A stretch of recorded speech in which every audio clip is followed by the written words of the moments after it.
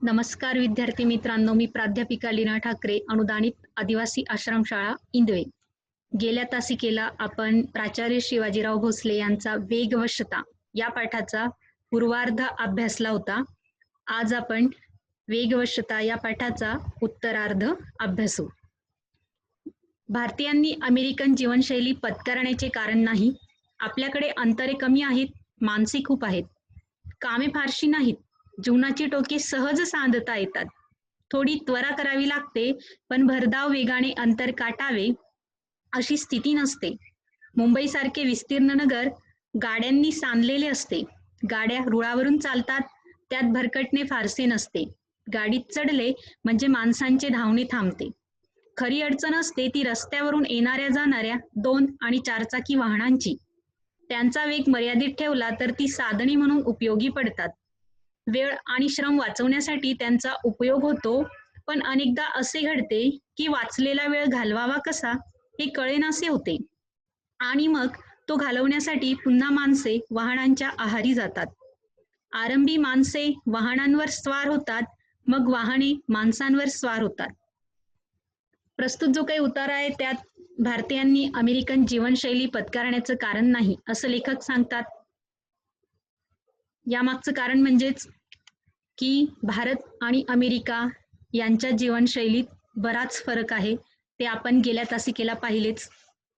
लेखक म्हणतात की खरी अडचण असते ती रस्त्यावरून येणाऱ्या जाणाऱ्या 2 आणि 4 चाकी वाहनांची. त्यांचा वेग मर्यादित ठेवला तर ते साधन म्हणून उपयोगी पडतं. पण बऱ्याचदा होतं काय, त्यांचा जो काही वेग असतो त्या वेगावर आपलं नियंत्रण नसतं, म्हणून आपल्याला बऱ्याचशा अडचणींना सामोरं जावं लागतं. आपण जो काही वाहनांचा वेग असतो तो अमर्यादित ठेवतो, या मागचं कारण की आपला वेळ आणि श्रम वाचावा असं प्रत्येकाला वाटतं. आणि अनेकदा असं घडतं देखील की आपला वेळ वाचतो, पण पुन्हा पुढे अडचण येते की जो वाचलेला वेळ असतो तो घालवावा कसावा हेच आपल्याला कळत नाही. मग पुन्हा आपण वाचलेला वेळ घालवण्यासाठी वाहनांच्या आहारी जातो. हे मात्र लेखकाला मान्य नाही. यासाठी लेखक या ठिकाणी एक मार्मिक टिप्पणी देखील करतात की आरंभी माणसे वाहनांवर स्वार होतात, मग वाहने माणसांवर स्वार होतात. याचाच अर्थ असा की सुरुवातीला वाहनांवर माणसांचा प्रभाव होता, पण आता काय झालेलं आहे, माणसांवरच वाहनांचा प्रभाव पडलेला दिसून येतोय. कामापुरते आणि कामासाठी वाहन आणि आटोक्यात राहील एवढाच वेग हे तंत्र अनुसरले तर जीवन अर्थपूर्ण होईल. आपले जीवन अधिक प्रमाणात आपल्या वाट्याला यावे, ते कृतार्थाने जगता अनुभवता यावे, त्यासाठी उसंत लाभावी म्हणून वाहनांचा वापर करायला हवा. प्रत्यक्षात घडते ते वेगळेच. इतरांशी मानसिक स्पर्धा करण्यासाठी, आपल्या ऐश्वर्याचे प्रदर्शन घडविण्यासाठी गरज नसताना कर्ज काढून वाहने खरेदी करणारी माणसे समाजात आढळतात. कोणतेही महत्वाचे काम नसताना पत्नीला मागच्या बाजूला बसवून आधुनिक दुचाकीने सहज फेरफटका मारून आले म्हणजे अनेकांना बरे वाटते. पण आहेच वाहन तर 4-6 मैलावरचे एखादे निसर्गरम्य स्थान किंवा मंदिर पाहण्यासाठी ही माणसे का जात नाहीत? एखादा लक्ष्मी रोड, महात्मा गांधी मार्ग किंवा जंगली महाराज रस्ताच का पसंत केला जातो? देहू, आळंदी, सिंहगड, बनेश्वर, विठ्ठलवाडीकडचे रस्ते का दिसत नाहीत? बरोबर आहे. लेखक या ठिकाणी एक तंत्र आपल्याला सांगतात की आपल्याला प्रत्येकाला जर अर्थपूर्ण जीवन जगायचं असेल तर त्यासाठी कामापुरतं आणि कामासाठीच वाहन आपण वापरलं पाहिजे. पण होतं काय, कामापुरतं आणि कामासाठी वाहन वापरलं जातच नाही. आपलं जीवन अधिक प्रमाणात आपल्या वाट्याला यावं, म्हणजे कृतार्थतेने आपल्याला जगता यावं, त्याचा अनुभव घेता यावा, त्यासाठी थोडीशी उसंत असावी लागते. उसंत म्हणजे वेळ असावी लागतो आणि त्यासाठीच आपण वाहनांचा वापर करायला हवा. प्रत्यक्षात घडतं ते वेगळंच. मग नेमकं काय वेगळं घडतं? लेखकाला या ठिकाणी नेमकं काय सांगावंसं वाटतंय की लोक वाहनांचा वापर करतायत, वाहनं खरेदी करतायत, यामागची कारण लेखक या ठिकाणी सांगू इच्छितात. त्यातलं एक कारण म्हणजे मानसिक स्पर्धा करण्यासाठी. दुसरं, ऐश्वर्याचं प्रदर्शन घडविण्यासाठी. गरज नसताना लोक वाहन खरेदी करतात. असं उदाहरण आपण बरीचशी पाहतो. एखाद्याकडे दुचाकी असते तर तो 4 चाकी घेतो. एखाद्याला वाटतं शेजाऱ्याकडे 4 चाकी आहे तर माझ्याकडे आणखीन दुसरं काहीतरी मोठं वाहन असलं पाहिजे, म्हणून वाहन खरेदी केली जातात. म्हणजे ऐश्वर्याचं प्रदर्शन घडविण्यासाठी. यासाठी लोक काय करतात, आपल्याकडे मुबलक पुरेसा पैसा नसतानाही बँकेतून कर्ज काढतात किंवा आपल्याकडची दागिने गहाण ठेवतात किंवा आणखीन नातेवाईकांकडून उसनवार पैसे मागितले जातात आणि मग ऐश्वर्याचं प्रदर्शन घडविलं जातं. म्हणजेच माझ्याकडे किती आहे असं दाखवलं जातं. तर ह्या जे काही आहेत या स्पर्धा लेखकाला या ठिकाणी वाटतात. कोणतेही महत्वाचे काम नसताना बरीचशी लोक काय करतात, गावात जायचं असतं, एकट्याने जायचं ना, तर असं नाही होत बऱ्याचदा. पत्नीला मागच्या बाजूला बसवतात वाहनावर आणि मस्तपैकी फेरफटका मारून येतात. आणि फेरफटका मारून आले की त्यांना काहीतरी गोड जिंकल्यासारखं वाटतं, म्हणजे फार बरं वाटतं असं लेखकाला या ठिकाणी म्हणावंसं वाटतंय. पण लेखक या ठिकाणी एक सांगतात आपल्याला की आहेच वाहन तर 4-6 मैल्यावरचं एखादं निसर्गरम्य स्थान किंवा मंदिर पाहण्यासाठी का ही माणसं जात नाहीत? जा तुम्ही, वाहनावर बसा तुम्ही, वाहन फिरवा तुम्ही, पण एखादं निसर्गरम्य स्थान असेल, तुमच्या आजूबाजूच्या परिसरातील एखादं सुंदर असं प्रेक्षणीय स्थळ असेल, महाबळेश्वर असेल, तोरणमाळ असेल किंवा आणखीन तुम्हाला आवडणारं एखादं मंदिर असेल, त्या ठिकाणी तुम्ही जाऊ शकतात. विनाकारण गावामध्ये तुम्ही फेरफटका मारायचा नाही, असं लेखक या ठिकाणी सांगतात. पुढे एखादा लक्ष्मी रोड असेल, महात्मा गांधी मार्ग किंवा जंगली महाराज रस्ताच का पसंत केला जातो? ही जी काही रस्ते आहेत ही पुण्याची आहेत. मग या ठिकाणी विशेषतः गर्दी जास्त असते, म्हणून लेखक म्हणतात की ही रस्ते तुम्ही पसंत करतात, म्हणजे तुम्हाला या रस्त्यांवर फिरायला जायला आवडतं, पण मित्रांनो या ठिकाणी गर्दी फार असते. मग अशा गर्दीच्या ठिकाणी तुम्ही का जातात?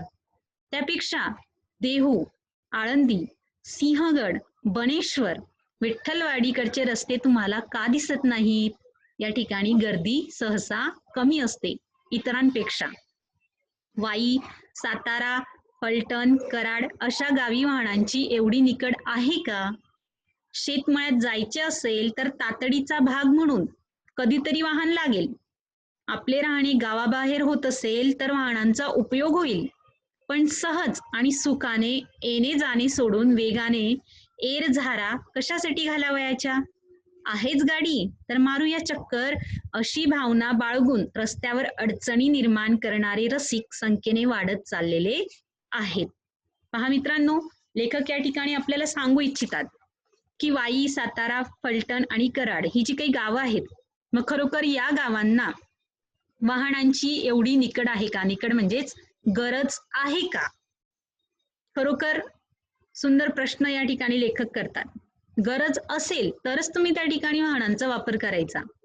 एखाद्याला शेतमळ्यात जायचं असेल, तातडीचं भाग म्हणून कधीतरी तो वाहन चालवू शकेल, पण आपले राहणे गावाबाहेर होत असेल तर वाहनाचा उपयोग होईल, पण सहज आणि सुखाने येणे जाणे सोडून वेगाने एरझारा कशासाठी घालायच्या?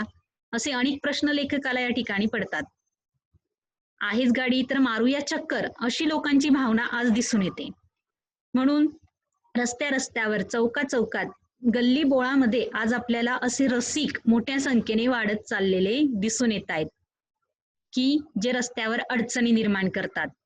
कारण नसताना नुसत्या मित्रांशी गप्पा जरी मारायच्या असतील तरी वाहन काढायचं आणि त्या मित्रांच्या टोळक्यात जाऊन वाहनावर बसूनच गप्पा मारणारी लोक आज आपण पाहतो आणि हेच अडचणीचं ठरतं. वाहन हे वेळ वाचवण्यासाठी असते, ते वेळ घालवण्यासाठी नसते. त्याचा वेग बेताचा असणे अगत्याचे असते. माणसे चालू आणि पळूही शकतात, पण रस्त्याने कोणी चालण्याऐवजी पळू लागला तर त्याचे कौतुक करावे का? अपेक्षित स्थळी वेळेवर पोचता येईल अशा बेताने वाहने चालवण्याऐवजी उगाचच भरधाव वेगाने चालवण्यात औचित्य ते कोणते? बरोबर आहे. वाहन हे वेळ वाचवण्यासाठीच असते, हे प्रत्येकाला मान्य आहे की वाहनाचा वापर आपण आपला श्रम आणि वेळ वाचवण्यासाठीच करतोय. पण त्यासाठी आपला जो वेग असेल ना तो बेताचा असला पाहिजे, म्हणजे निश्चित मर्यादित असणं गरजेचं आहे. माणसं चालतात हो आणि पळूही शकतात, पण रस्त्याने जर कोणी चालत असेल आणि चालण्याऐवजी जर पळू लागलं तर त्याचं तुम्ही कौतुक कराल का? निश्चितच नाही. मग अशाच वेळी जर रस्त्याने तुमचं वाहन तुम्ही चालवताय, त्याचा वेग जर मर्यादित असेल तर ठीक आहे हो, पण त्याचा वेग जर अमर्यादित असेल तर त्याच्यामुळेच तुम्हाला त्रास होणार आहे आणि इतरांनाही त्रास होणार आहे. मग अशा बेताने जर वाहने चालवण्याऐवजी उगाचच भरधाव वेगाने तुम्ही चालवले तर त्यात औचित्य म्हणजे नवल कोणते, असं लेखकाला सांगावंसं वाटतं. वाहनाचा वेग वाढला म्हणजे त्याच्यावरचा ताबा कमी होतो. पुढचे वाहन मागे टाकून पुढे जाण्याच्या हव्यासामुळे अनेक अपघात होतात. रात्रीच्या वेळी विलक्षण वेगाने धावणारी गाडी ही रातराणी म्हटली जाते. रात्री भरदार वेगाने प्रवास करून पार पाडावीत एवढी महत्वाची कामे दरवेळी असतात का? बरोबर आहे की वाहनाचा जो काही वेग आहे तो वाढला म्हणजे त्याच्यावरचा ताबा हा सुटतो. कंट्रोल आपण त्याच्यावर ठेवू शकत नाही आणि कंट्रोल न ठेवल्यामुळे अनेक अपघातांना आपल्याला सामोरं जावं लागतं. बऱ्याचदा होतं काय, ओव्हरटेक करतो. ओव्हरटेक केल्यामुळे अनेक अपघातही घडून येतात. वृत्तपत्र असतील, टेलिव्हिजन असेल किंवा रेडिओ असेल, बऱ्याच ठिकाणी आपण पाहतो की एखाद्या व्यक्तीने गाडीला ओव्हरटेक केलं आणि त्याचा अपघात झाला.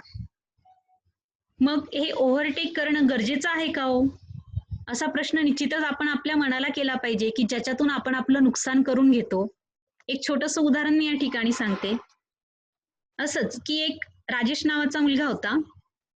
एक क्रेज म्हणून मित्रांसोबत बाईक रेसिंग मध्ये तो उतरला आणि त्या नशेत स्वतःलाच तो हरवून बसला. हळूहळू त्याच्यात आणि त्याच्या मित्रांमध्ये पैजा लागू लागल्या. वेगवेगळे स्टंटही तो करू लागला. मात्र या स्टंटमुळे मृत्यूच्या दारात तो कधी पोहोचला हे त्याचं त्याला कधी कळलंच नाही. अहो, त्याचा अपघात झाला. त्याला वाचवण्यासाठी त्याच्या बाबांनी घर विकलं. आई लंकेची पार्वती झाली. एवढं करूनही तो वाचला खरा, पण मात्र कायमचा त्यांच्यासाठी एक ओझं होऊन बसला. त्या रात्रीच्या अंधारात त्याचा तोल गेला आणि तो काचांमध्ये फसला आणि त्यामुळे तो अपंग झाला. त्याच्या हातापायांना इजा झाली. त्याचे डोळे तो गमावून बसला. मग हे जे काही सगळं त्याचं नुकसान झालं ते कशामुळे झालं, तर गाडी अतिवेगात चालवल्यामुळे किंवा ओव्हरटेक केल्यामुळे. म्हणूनच आपणही या गोष्टींची काळजी घेतली पाहिजे की आपलं जे शरीर आहे ते आपल्याला एकदाच मिळतं. आपलं जे शरीर अनमोल असा दागिना आहे आणि त्याची जपणूक आपण केली पाहिजे. चुकीच्या गोष्टी करून आपण त्याचा नायनाट करू नये. रात्रीच्या वेळी विलक्षण वेगाने धावणारी गाडी ही रातराणी म्हटली जाते. बरेचसे लोक मुंबई, पुण्यासारख्या शहरांमध्ये आपण पाहतो की रात्री ते धावतात. रात्री भरधाव वेगाने प्रवास करून पार पाडावी तेवढी महत्वाची कामं दरवेळी असतात का हो, असा प्रश्न लेखकाला पडतो. गरज नसताना का तुम्ही रात्रीच्या वेळी रस्त्यावर वाहन चालवतात? गरज असेल तर तुम्ही वाहन चालवावे. वाहनाचा वेग अनिवार्य झाला तर चित्ताची व्यग्रता वाढते. डोळ्यांवर, मनावर, शरीरावर ताण पडतो. शरीरभर अनावश्यक स्पंदने निर्माण होतात. हादरे बसून मज्जातंतू आणि मणके कमकुवत होतात. कमरेची आणि पाठीची दुखणी ही वाहनधारकांची व्यथा असते. बसणे, उठणे, चढणे, उतरणे, चालणे, वळणे, वर खाली पाहणे या मुक्त हालचालींचे संगीत विसरून स्वतःला वाहनांशी जकडून ठेवणे आणि वाहनाचा वेग अंगीकारून आपल्या शरीर व्यापारात अडथळे निर्माण करणे हे धोरण निसर्गविरोधी आहे. म्हणजेच आपण काय करतो मित्रांनो, की वाहनाचा वेग अनिवार्य झाला तर चित्ताची व्यग्रता आपली वाढते. म्हणजे अमर्यादित वाहन जर आपण चालवलं त्याच्यामुळे आपलं चित्त हे भंग होतं. चित्त लागत नाही. डोळे, मन आणि शरीरावर विलक्षण असा ताण पडतो. डोळे, मन आणि शरीर याच्यावर ताण पडल्यामुळे आपल्याला अनेक व्याधींना, आजारांना सामोरं जावं लागतं. शरीरभर अनावश्यक स्पंदन निर्माण होतात. हादरे बसून मज्जातंतू आणि मणके कमकुवत होतात. पहा मित्रांनो, तुमचा एखादा जवळचा मित्र असेल, तो अतिवेगाने वाहन चालवतोय, त्याला तुम्ही विचारून पहा. तो निश्चितच सांगेल की अतिवेगाने वाहन चालवल्यामुळे त्याच्या पाठीचे जे काही मणके आहेत, मज्जातंतू आहेत, ते कमकुवत झालेले आहेत. मग त्याच्याकडून आपण हे शिकलं पाहिजे की अतिवेगानं वाहन चालवणं हे चुकीचं आहे, कारण त्याच्यामुळे माझ्या मित्राला त्रास होतोय. पण बऱ्याचदा आपण तसं करत नाही. का करत नाही? कारण अति वाहन चालवल्याने कुठेतरी त्याला मजा येते किंवा आनंद होतोय असं आपण पाहतोय किंवा असं आपल्याला वाटतं आणि तसाच प्रयोग आपणही करायला जातो आणि आपणही स्वतःच नुकसान त्या ठिकाणी करून बसतो. म्हणून ही जी काही वाहनधारकांची व्यथा आहे, ही जी काही दुखणी आहेत त्यांची, ती आपण समजून घेतली पाहिजेत आणि आपणही ते जे काही चुकीचं करतायत तसं चुकीचं कधीही करू नये. बसणं, उठणं, चढणं, उतरणं, चालणं, वळणं, वर खाली पाहणं या एक प्रकारे मुक्त हालचाली आहेत, ज्या आज आपण विसरत चाललेलो आहोत. का विसरतोय? ह्या हालचालींचं जे काही संगीत आहे ते आपण का विसरतोय? कारण आपण स्वतःला वाहनाशी जखडून घेतलंय मित्रांनो. येता जाता, उठता बसता, वाहन वाहन वाहन त्याचाच विचार चालतो डोक्यात. पायी जाणं सहसा लोक टाळतातच आणि त्याच्यामुळे आपल्या शरीराचा व्यायाम होत नाही आणि त्याच्यामुळे आपलं जे शरीर आहे ते वाहनाशी जखडून ठेवतो आपण आणि अनेक व्याधींना आपण निमंत्रण देऊन बसतो. आपल्या शरीर व्यापारात अनेक अडथळे आपण निर्माण करतो आणि आपल्या शरीर व्यापारात अडथळे निर्माण करणं हे धोरण निसर्ग विरोधी आहे आणि निसर्गाच्या विरोधात जो गेला तो संपलाच. आपण पाहतो की निसर्गाच्या विरोधी वर्तन करणं हे अत्यंत चुकीचं वर्तन आहे आणि त्याच्यामुळे आपण आपल्या आरोग्याची हानी करतो आणि करून घेतो. वाढता वेग म्हणजे ताण. जीवनातले ताण तणाव वाढवून पोचणार तरी कुठे? आपले स्वत्व आणि स्वस्थता हिरावून घेणारा अस्वाभाविक वेग कमी करणं हे आपले कर्तव्य आहे. उगाच भावविवश होऊन वेगवश होऊ नये. अनाठायी वेगामुळे पोचण्यापूर्वीच अंत होण्याची शक्यता वाढते. वेगवशता, वाढता जो वेग आहे तो एक प्रकारे ताणच आहे.